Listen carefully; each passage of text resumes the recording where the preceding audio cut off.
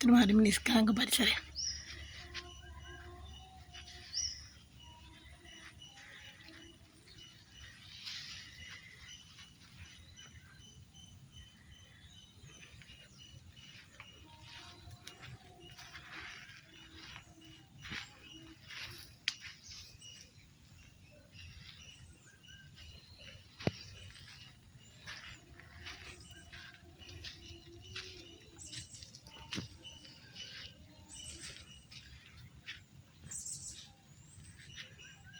අද අපි ආයේ උතුම් පින්කමකට.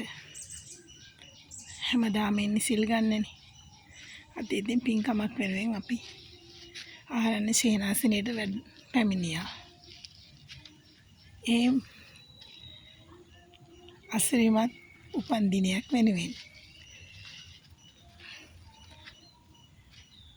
නුවන් හඳුන්ගේ මහතාගේ ජන්මදිනය නිමිත්තෙන් ආරණ්‍ය සේනාසනයේ අප ස්වාමින් වහන්සේට අපි දානයක් පිරිනැමුවා.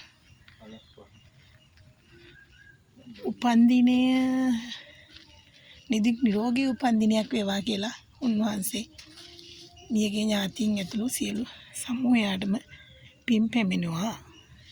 ඉතින් මේ සුන්දර පරිසරයට මම සෑම පොය දිනකම පැමිණෙනවා. ඇවිත් සීල සමාධි වැඩ සිටමින් උපෝසත සීලය සමාදන් වෙනවා. ඉතින් මගේ බුදු පියාණන් වහන්සේගේ